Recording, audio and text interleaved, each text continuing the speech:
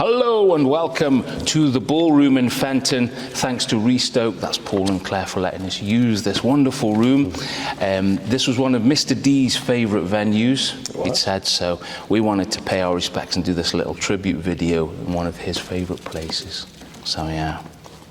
Well, I mean, the phrase joined by a drum, I've lost my shirt, Joe's utterly professional. That was coined by him. Yeah. Mr.D actually coined the catchphrase of Madula, joined by a drum. We were just exploring a few words that would sum him up, that would describe him, convey the essence of Mr.D to you. So one word that keeps coming to me is calm. Calm. He just always would exude that calmness, that being very easy about things, not really uptight, ever, as I remember, even quite stressful situations, very calm, funny. Mr.D was hilarious in a very underspoken, very dry way that you were laughing, but he wasn't making a wisecrack ever, was he? It was just the way that he communicated and the way that he told stories, the way he explained things was just funny, natural humour. Straightforward. Mr.D was just such a genuine person.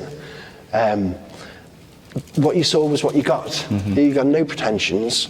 He just always was very consistent. I think that's another. He was just Mr.D, and I suppose that was the final word, was authentic. Just the same, really. He just, what you saw was what you got, and he was always solid, wasn't he? Had you got more words you would use? I think when you asked me that question originally, I thought magnetic, not in the literal sense, but the fact that all his school groups were the hugest groups across the UK, the fact that since he retired, he started a U3A group, and it's the biggest one in the UK with the most members and the most fun. There's a magnetism that Mr. D had to just bring people together and make things happen. A magnetism of the guy. I think that's my biggest one, and a definite leader, which comes in with calm, is like a visionary.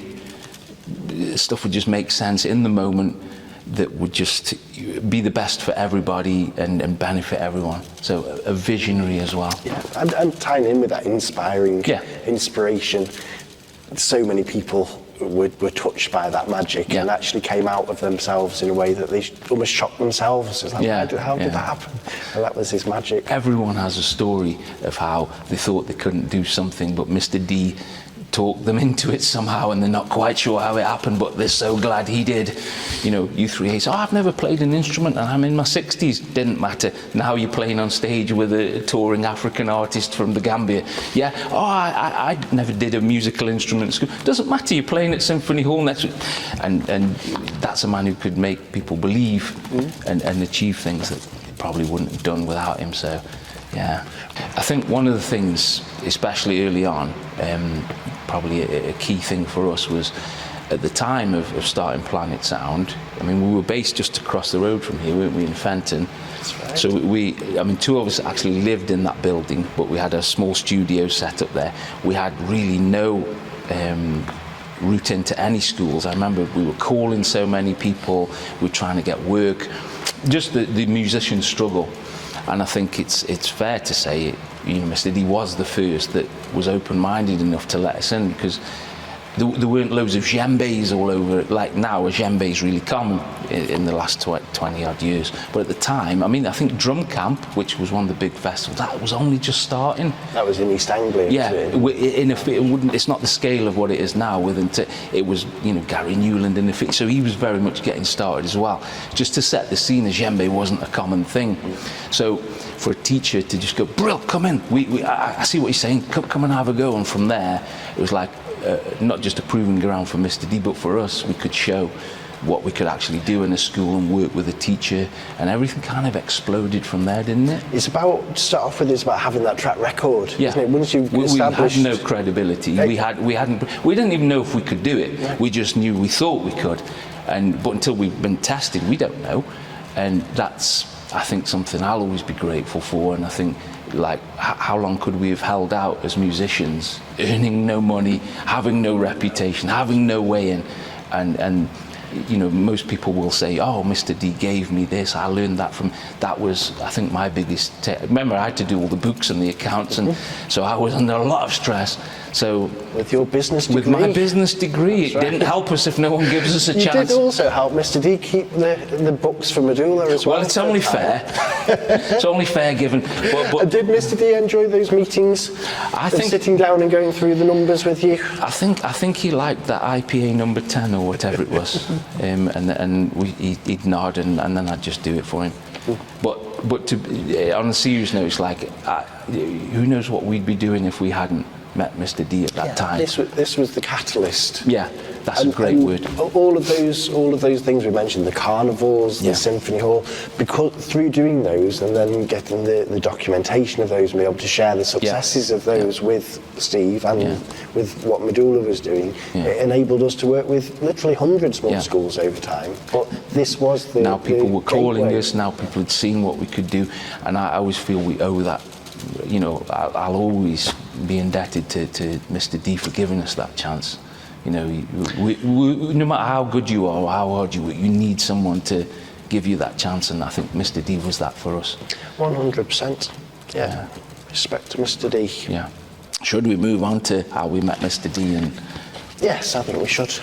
So, rewinding the clock back to 1998. Joe will start and I'll interrupt. You were 10 years? No, 10 years. It was not quite that far back in time, was it? So we were young. We just set up a company called Planet Sound Community Arts in Stoke. That's right. We were looking for partners in the community to work with and take music out into the community. And we met Mr. D, who even at that point was a very inspirational music teacher with a music room full of instruments, as his house is also. Yes. And we started making music together with the children, didn't we? Very quickly, we ended up taking his classroom of children. Literally one morning, Mr. D said, yes, okay, off you go, here are the children, and left the music room for the day. And quite quickly, we figured out how we were going to take the young people, the children, through music for that day. We did after school.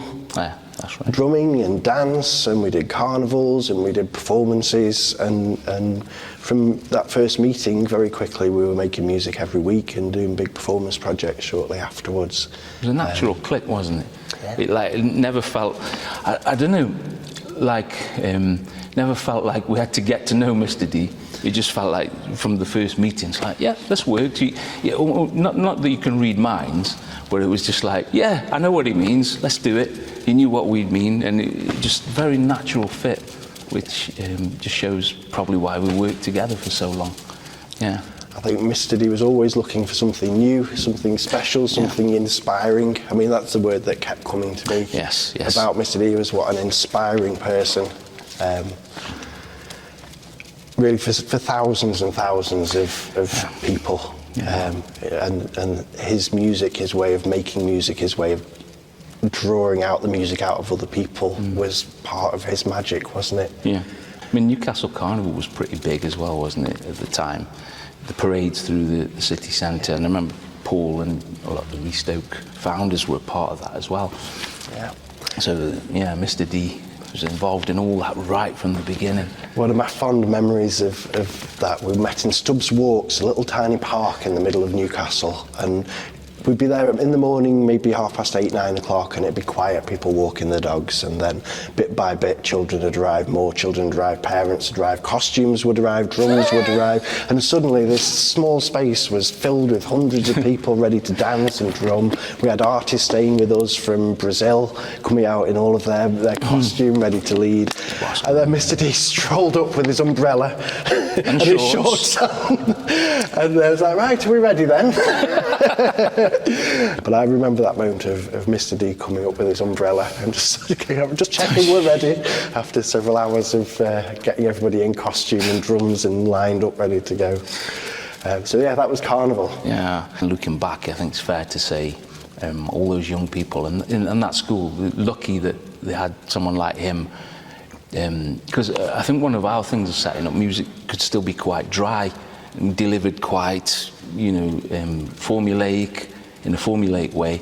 and really, you know, andante in C, and everybody's forced to listen, and that was our thing, wasn't it? You can learn all these lessons with other kinds of music that people would like, and really, the lucky had someone like Mr.D who also felt like that. So it wasn't a battle to get kids to learn music.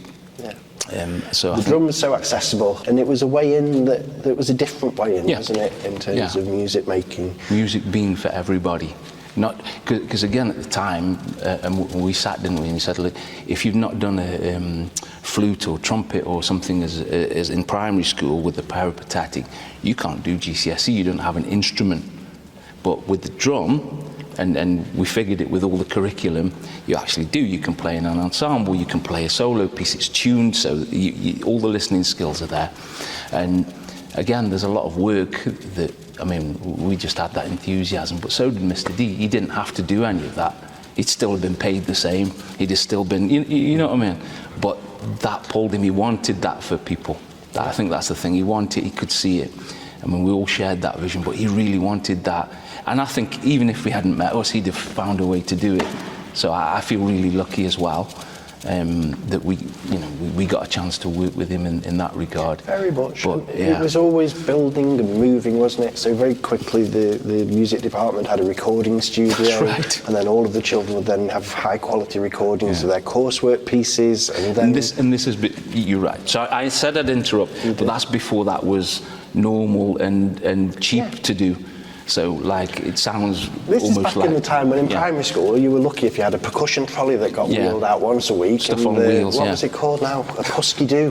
Or one of those songbooks that get out with also Yellow Submarine. It's faded since the 60s. I Am the Music Man. Yes, and you were lucky if you got the triangle with the broken stick, you know, or the tambourine that had got a skin broken or whatever. These were back then, so to have a recording studio in the music room and a whole set of djembes for 30, 40 kids over time with dun-duns and then samba kit. Do you remember they had the drummer from Status Quo had got, he'd just gotten into djembe. This is a few years later, and he was touring round school showing them a djembe.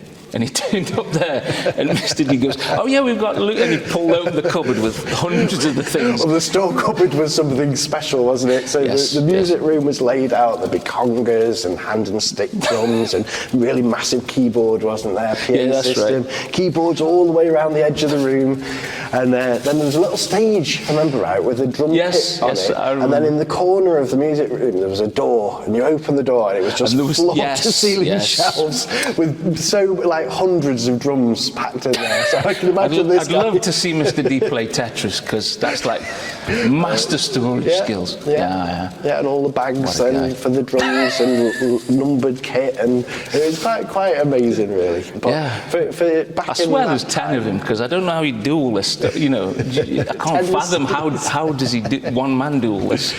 And then he got advanced skills teacher status as a result of that. Very well deserved. And started to go around the whole West Midlands area advising other music teachers on how they could improve their music department, how they could build up a resource, how they could inspire the children, young people in the way that he did. And that's Mr. D. Yeah. Absolute magician. As an educator. We prepared these questions for each other. And we've had other people ask certain things about our memories of working with Mr. D. So we thought we'd just do a question and answer. But then we also thought, didn't we, people watching, obviously lots of people got their own memories of Mr. D. So we thought it'd be nice, you guys could answer these questions. If people want to film it and send it, we'll put it up, because you know, as much Mr. D memories as we can share, as many Mr. D memories as we can share, and just get going, I think, because it's a great man. And we'd love to hear what other people's memories were. Very much. Because there's lots. Tell me one thing that you discovered about Mr. D that you didn't know from sitting through the funeral and hearing all the testament of him and everything that he'd done. Well, I think I did know it. I just never thought about it and acknowledged it. But it was son Sam, when we were meeting, he says, "My dad was a bit of a hoarder." And the penny dropped. I went, yes, actually, that makes total sense. Looking back, I'm not sure how I missed that, but I did. So, and then shortly afterwards, we had a conversation with Mr. D's brother about a garage. Yes, then there was the garage music of music equipment. I mean, to be honest, that's fair. We've seen that much money and effort go into getting kit for a place, only for like the head to change somewhere, and then the things get destroyed. So while it's funny, we're laughing, at the same point, totally understand that to get that kit where the potential young people could still use it. Yeah. We just forgot for 15 years. But the point was right, it didn't get destroyed or thrown out. So what about you? What's one thing you knew? So from Mr. D the hoarder to Mr. D the dog lover. I never knew that Mr. D had a dog. And what completely, it made me have a little giggle to myself during the service was the fact that he'd gone to Cruft's dog show. And I started to picture Mr. D at Cruft's dog show. I was like, I can't make that. This is including everything else he was doing. Yeah, well, how he found time to fit it in. But I knew he walked a lot. And You know, he walked the canal and enjoyed walking. But I knew nothing about him having a dog. So it was just like, wow, somebody you think you've known all this time. And didn't we even go to his place? I never saw a dog. No, well, I think it might have been quite a long time previous then. We talked about getting another dog. Right. I can't remember what he was. Bulldog, Saffy? Was it? Maybe, I can't remember exactly, but it's kind of quite a big, strong dog from what I remember somebody saying. So yeah, and he sort of researched about pedigree and all, and it's like, wow, I didn't know anything about Mr. D and dogs. So. Well, you asked me one of yours, so now I'm going to ask you one of mine. It was, I think, the thing about his passing. Oh. What did we not know? Well, okay, that's fair. So that's one of yours. I did ask you that. Okay, fine. Right. So I've got one, and I'm going to ask it to you. Right. Very good. Are you ready? Yeah. Right. What are some of the best memories you have of working with Mr. D? We might have said them already, but if we didn't. So I think I've touched on it already. My first strongest memory was the day that he just walked out of the music room and left me with class, whatever they were.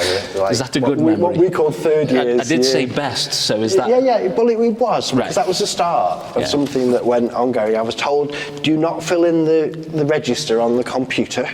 We don't do that. You might be told by other teachers to do that, but we don't do that. Here's a piece of paper, write down the children's names, and then get one of the children to take it down to the office, and the secretary will type it up for you. So don't waste time with that. Just get straight in with making music with the children. That's what we're here for. Very clear. So quite good. I don't want to see your plan, but what I do want to know is when I come back, the children have all had fun, and they can tell me what they've learned. Yeah. And with that, he went out with his umbrella out the door.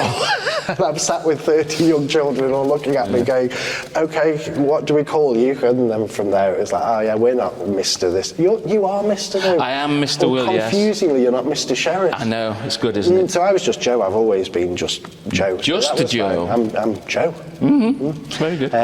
But so from that day, taking that class, we built a repertoire, we learned all of the skills, and Mr. D makes it so natural. He'd just sit and talk, and the children would quietly sit and listen. And then I go, when I open my mouth, why are they hitting each other? Why are they running around over there? Why are they getting the sticks and throwing them across? And Mr. D would come back and share some of that knowledge and that experience that he built up over time. And within a very short amount of time, a lot of Planet Sound's team were going and taking the class and actually covering for Mr. D while he went off to inspire other classrooms around the West Midlands area. That's really nice. But that first day is definitely a very special day, a special memory. Another one, I'll be greedy and have a second one, but I also remember taking the children who formed the first youth forum of Madula. So Madula got a group of children together, and they were going to advise, young people, they were advising us on how the project could develop, what they'd like to do, the performances they'd like to do, the art forms they'd like to involve. And we took them all out to Anisa, which was an Indian restaurant in Newcastle.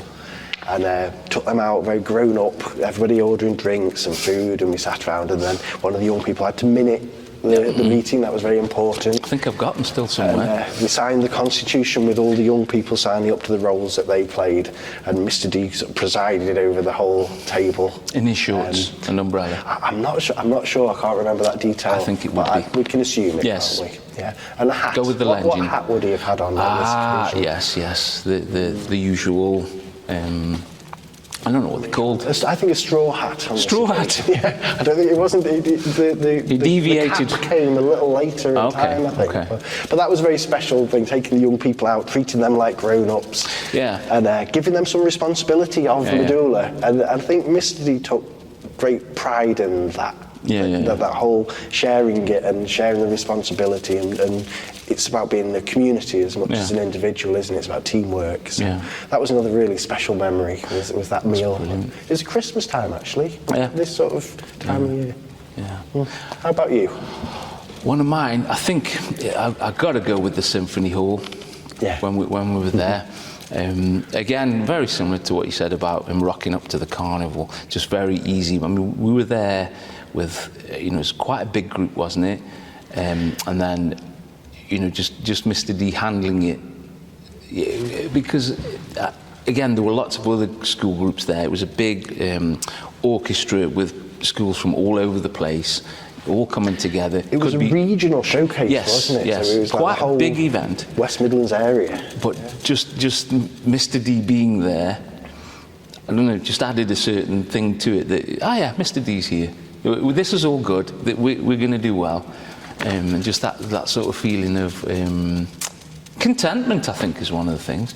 Just like, we're going to play at the Symphony Hall with Mr. D. Yeah, fantastic. In fact, the last time I saw Mr. D, actually, we had a meeting, didn't we, in Yes, and we did. He was mentioning the Symphony Hall. Yes. And he reminded me of something I'd forgotten completely about. But the Madula group, because I think we had several school groups, didn't we? I think we had Mitchell High and Berry Hill and various different groups. So there was more than 100 young people all performing together on stage. And he said, Madula got sent to the custard factory. And Bosco d'Oliveira was there. Yes. And I'd completely forgotten about all of that. So it was a massive day, wasn't it? Right. We were using venues all over Birmingham to rehearse and practice, and then everybody came for the evening show together at Symphony Hall. It was a great, I mean, there were so many like that, but that one does stick out in my mind, just probably because it's one of the early ones as well, the scale of it all, and just how it was just as easy as doing something with a couple of pupils in the school hall. It wasn't a big deal. Mr. D just had it in hand, and I quite liked that. He loved that performance, because Evelyn Glennie played on stage as well after we'd played. And in fact, I think she might have joined into the end of our piece, if I remember right. So again, Mr. D is... fondly remember the fact that we were on stage at Symphony Hall with Evelyn Glennie and Bosco d'Oliveira. That's right. It's great, and the thing. Magical days, and these are memories the young people take forever. What's your favourite piece of music that you connect in your mind with Mr. D? Either a piece that he's played or he was fond of, or... It has to be the Magic Box, which was from the we went again another time. We went to see John Williams at I think it was Manchester Bridgewater, and he loved that album again because we were doing African music. But John Williams, a classical guitarist, doing African music. So Mr. D obviously has followed him all his career, and he's like, whoa. But the Magic Box, Francis Bebe piece, like African guitarist, but John Williams version, and he fell in love with that piece, and we'd always be playing it. And then most recently in U3A, his quintet group, we had a version. So way back from then, right up to now, I think that's one of the standout. But as well as all the ones he's always asked me to play, that one, because he'd play on it as well. And we'd worked it out so that it could be a small band arrangement, a guitar arrangement, but I think that's one that really sticks with me. And we even played it on the last performance that we did at the museum, in October of this year. So he always loved it, and that's kind of one, because I got to play it with him as well and work it out. And so probably the Magic Box originally by Francis Bebe, but from the John Williams album, And can I say that as a memory as well? He found tickets to John Williams at Kiel, and this was like John Williams had finished touring and had retired. So when he goes, I think I can get a ticket. No, the man's retired. Yeah, officially, but there's like, if you know the secret thing. And we went, and from seeing John Williams in big halls to actually being sat at sort of Keele recital hall, and just being able to, it was fantastic. Again, another thing, Mr.D, I'd never have found that myself. And that was the big thing about our relationship with Mr.D, I think, as well, was going to concerts. Yes. And appreciating music as musicians, away from all of the hubba bubba of doing music with other people. Bridgewater Hall, you mentioned. Yeah. I mean, I can't remember how many concerts did you go to at Bridgewater? So many. Well, loads, but Buxton Opera House was another one. Then all the things at the Rep Theatre and Mitchell Arts Centre. He just knew all the music that was going on ever. Yeah, Potteries Museum hosted a load of piano recitals, didn't they? Right. Mike Lloyd organised the whole that was for years. Series, so there was lots there. I went to see Evgeny Kissin. That's right, we went, didn't we? Yeah. And Keele as well. Loads of concerts there. The Tycho. That's right. The Majenkos so that was an important part of it, isn't it? Keeping inspired ourselves, and the same with having visiting international artists come to work with us as well, as keeping our batteries charged so that we could then carry on the magic. I think he knew, it's like he wanted to share that with everybody, so it wasn't just like for his job. It wasn't a thing, right, I teach and I go have fun. This was like all, wasn't it? Like, oh, we've learned this. We were the taiko drummers. Right, let's buy a load of duns and let's adapt it for that, because I know you guys can play it. Fantastic. Suddenly we've got 100 duns that we're playing taiko on. and all of this completely makes sense and natural, and it's not, there's no sort of segment in his life. It's like all of it helped, and helped each other, and all of it was who he was. Authentic was a word that came to me thinking about Mr.D. He was all of these things himself. There was no pretentiousness about it, no one thing to one person or another. Like you said, the sort of segmentation of it, it just all was the essence of Mr.D. Did I answer the question? I think you did very well. Fantastic. And then we went down a rabbit hole as well. A rabbit hole too. So I did extra work. Yes. Right. Yeah. Am I in the lead? Yeah. Okay, good. So we're back on the questions. One I'd got, and it's only because I wrote it down first, I'm sure, is what has stuck with you or impacted you the most from Mr. D as a teacher or a leader or animator of people? Is there anything that perhaps you're going to keep with you, or moments that stood out? Anything. It's quite an open-ended question. But as a teacher and a sharer of music, I think what always struck me about Mr. D, no matter what chaos was going on, which inevitably does happen just before a performance in the build-up to it, was how calm. Yeah. See, he'd exude calmness, and despite all of the run-up to the situation, when it was ready to perform, the way that he'd just gather the group, sit there. He'd quite often be sat at the front as the group's leader, but everybody would be ready, alert, and it would be done in such a calm way. You never seemed to get flustered by the moment at all. Yeah. Whether we talk about in the classroom on a little recording for GCSE performance, at the school hall, at Symphony Hall, at Stoke City football ground, wherever it was. Yeah. He'd be very calm, and everybody would feed off that calmness and be in the moment ready to perform. Yeah. And that was something really special, because it's quite easy to get carried away with that high energy of just before a performance. There's a lot in your head, isn't there, of what you've got to get done and what's at stake if this doesn't come off. And you're thinking for yourself as a leader, but also for every one of the people that's performing with you. And despite all that, you never notice that with Stephen Thor. He'd just be so very calm. And that, for me, that embodies what I could take from Mr. D. Just the ability to spread calm and zen. Yeah, I like that one. Yeah. Does that mean you need to wear shorts and sandals and the umbrella? No, because he was authentic. I think that's also is something we should take. And go, if I wore shorts and sandals, you wouldn't be doing that, would you? You'd be being like Mr. D. Exactly. Yes. Yeah. So I disagree with that. Yes. However, being calm, finding that inner calmness is. Are you silly? I am silly. That's authentically silly. So I can continue doing that. So let me turn the question back to you and say one thing that you would take from Mr. D as a teacher, as a leader. I think there are a couple of key moments, but overall it's like I think part of what helped with that calm, I think you're totally right, by the way. Just listening to you say that, it's like, yeah, that is something. Just the command of the environment and the people. But also, I think perhaps it ties in is that he'd meet people on their level, and I think that's a really important thing. That's what stuck with me. Because especially, and again, a lot of this is from the early days where, kind of like saying, we come in as musicians, and you've spent a long time training to get to a certain level, and you come into a place where people can't play, and instantly this thing, oh my God, how am I going to get into this level? And just from watching Mr. D initially, it's like, you don't have to. What level are they at? What's appropriate? And I think seeing where we had, the excluded young people, I did that class with him. So, right, yeah, we're not going to get these to sit still. Let's go down to woodwork and make sticks for the drums. And he just knew instinctively that was the right thing to do with this set of young people. And I remember being blown away by that, going, oh yeah, so we're not actually going to do any music. All those things that were important to me, like how am I going to get them to, by the end of this thing, play well, didn't matter. What's right for them? And that really stuck with me. It's like, what's right for them is to invest in the sticks and get them using their hands. And now they've got their own sticks. Now we play some drums in the next lesson.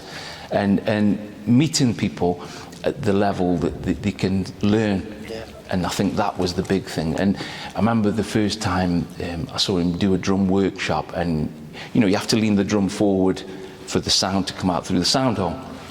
And because we're professional players or whatever, you just take that, just lean your drum forward, let's go, because I've got to get you to this point. He'd make sure, he'd say, have a listen to everyone, and everyone would lean in, and he'd play it flat, then he'd tilt it, bang, bang, and you're just like, so simple, but brilliant. And that's what those people of that age, that was the right level for them, that was the right lesson for them. And this one I've stolen, I'll just say that. I'll do that all the time, and I'll always think of Mr. D when I do that. See if you can just lean in, everyone, and tell the drum, oh! That's great teaching, isn't it? Yeah. It's like, that's lesson learned. Yeah. Everybody remembers that. Exactly. Whereas going, just tilt your drum forward, it is just a passing comment. Because as pros, that's just an instruction. But these aren't pros, these are young people, and what's right for them. And the same with all the groups he's set up and all the groups he's done. It's not an accident that they're so successful and so many people want to do it. And that's stuck with me. So that's something really special with him. Probably why he's such good command, that he knows what's right for instinctively he knows what's right for that particular group. I think that's real genius. And that worked in every aspect, didn't it? Like the students, the young people who had something really to shine, or with U3A, that would come out to the fore. For those people who want the Three Kings, do you remember those? Yes, Three I Kings? do remember the Three Massive Kings. puppets that came out every Christmas. I think they're in one of his hoardings somewhere. I'm not joking. I think they've still got them. The people who held those through the procession were very carefully chosen to be. The person who did the piano solo was somebody who could. So that managing. Getting the very best out of someone, but like you said as well, choosing the appropriate role for the right individual, which is a real challenge when you've got a big group of people to think of everybody individually as well. To do it so effortlessly, or seemingly so effortlessly, that will always stick with me. Part of Mr. D's magic. Yeah. So Mr. D loved telling stories. He was a great storyteller. It was one of the ways for me that his humour always came out was just the very dry way he'd tell stories. So have you got a story, a favourite story that Mr. D shared over 25 years plus? I mean, there are many. And again, I guess I'm just thinking recently when he was in Australia, because he followed tennis as well, didn't he? I believe so. And I actually can't remember the name of the tennis player. Emma Raducanu, I shall help you out. Thank you very much. If it was her, I'll trust you on that, Joe, because you could tell me any name. But I remember him saying, oh yes, and I just happened to be walking or cycling. I thought, he walked past her, or cycled past her. He says, I'm sure that was her. And he's going, oh, maybe they don't want to be bothered training. And I thought, no, I'll go. So he's got a selfie with the lady in the coach toolkit, and he's going, of course you did, Mr. D. How brilliant.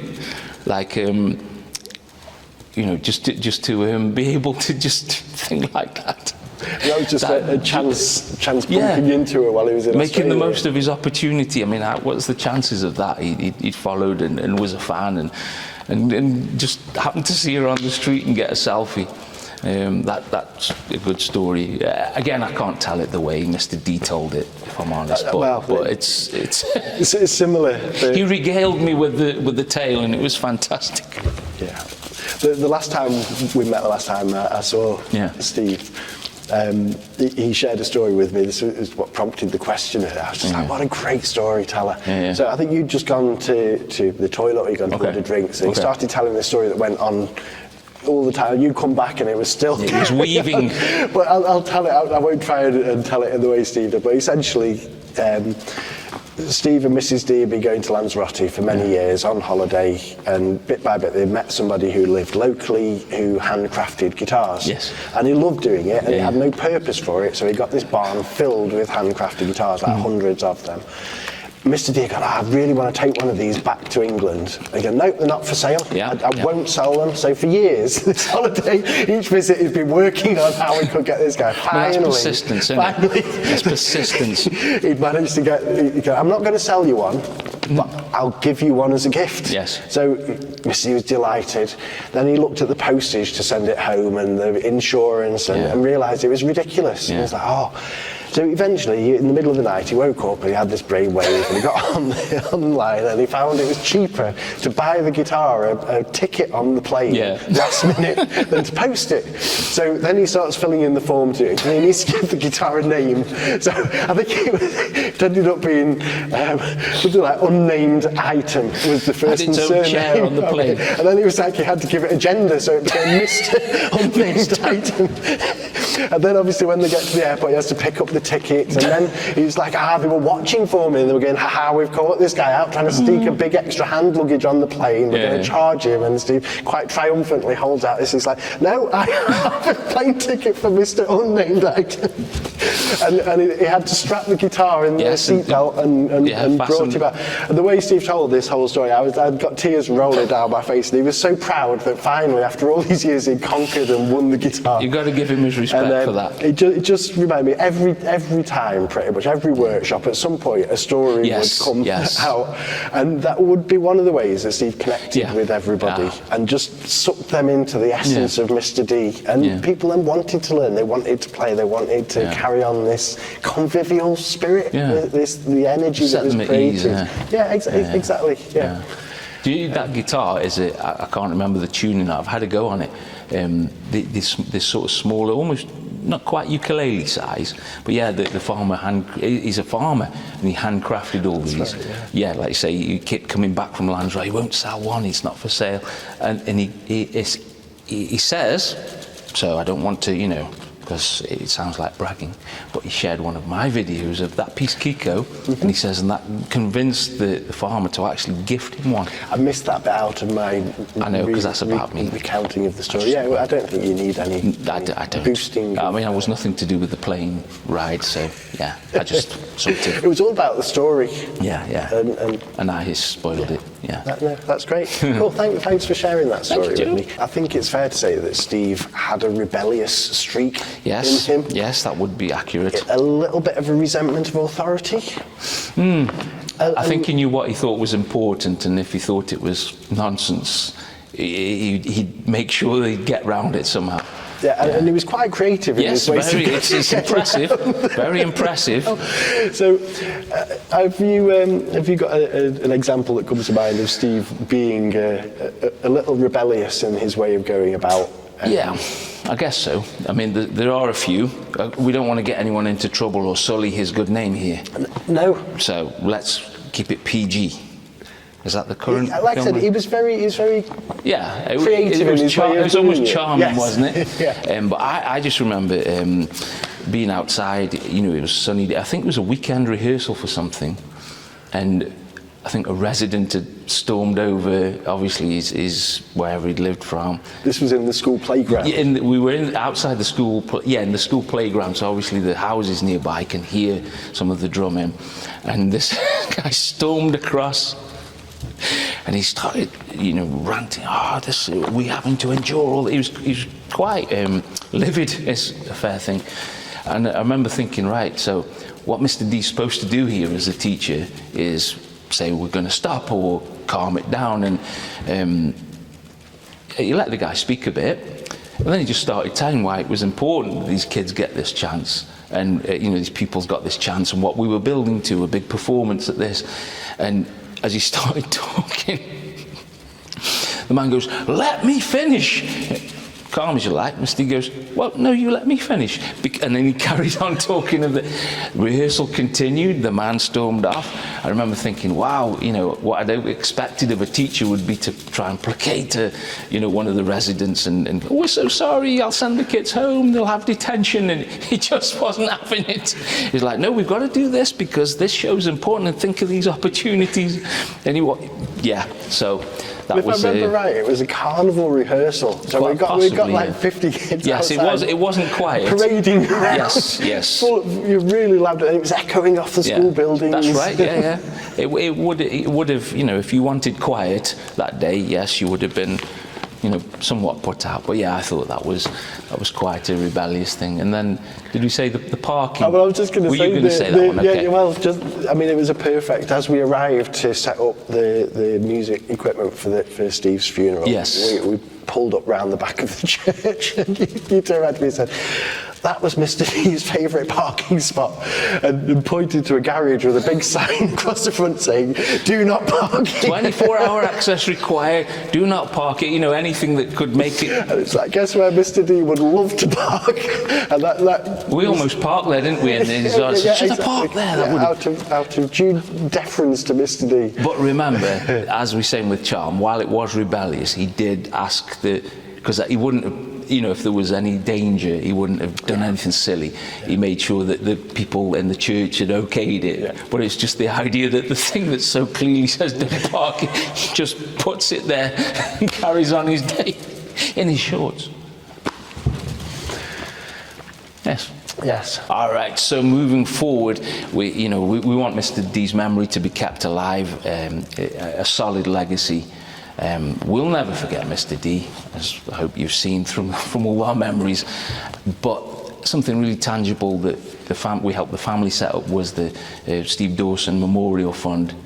So, you know, again, the family will get a say in where that money goes, as they knew him best, I think, and what between us will decide what we thought Mr. D would have done with money raised in that fashion. So things that was suggested, maybe a scholarship for a young person with promise, because Mr. D taught a lot of people one-to-one, didn't he? Mm-hmm. Or music instruments for somebody that couldn't afford it, or something for a group. We don't know. Or the orphanage and, you know, Mama Music. Mr. D was a keen person raising funds for that, so some money might go there, or anything else that the family decides. So there is a fund set up in his name, and we'll keep pushing that to keep music going in the community in his name. Yeah, definitely. So the family invited donations at the funeral itself, didn't they? And already quite a substantial amount of money's been raised. That's right. And we thought, well, we'll discuss this as a one-off thing for now, but maybe over time this is something that becomes an annual, fund. Yeah. Exactly. We didn't want it just to get, because we do so much work, isn't it? We didn't just want it to be, it went towards all this stuff happening. We wanted something that was just earmarked for his memory. So we'll be deciding what this. And then the showcase in March. Yes, that's right, March the 13th at the New Vic Theatre, where all the groups are going to come together. And that's very much going to be a tribute to Mr. D, isn't it? Yeah. Some of his favourite music, favourite songs, performed by the community groups that we've worked with. Hopefully outside some of the video footage. Of some great memories of Mr. D, isn't there? That's been gathered. Lots of clips and video and photos, and just, you know, so hopefully people can come and share, you know, in his memory. So it's really shocking he's no longer with us, but again, we'll honour him as much as we can going forward, I think, is the message from that. Yeah, and the last meeting that we had with Mr.D, that I had with Mr.D, we were talking about how the U3A project Yes. is going to develop its own committee, become That's right. more self-reliant. Yeah. This is one of the things that Steve really passionately wanted, wasn't it? Yeah. Was rather than just one leader who does everything, everybody plays a role. Yeah. That's already happening in quite an informal way. It is. I mean, because Mr. D's such a strong character, you naturally will defer and go, Mr. D will decide. But it was always his dream, wasn't it, that in any groups, and like you'd said before with Madula, we took the young people out, they formed a committee. He wanted that for the U3A group that he was running. Other people leading pieces, other people having a say in where it went, other people, you know, so it was their club as much as something he was running.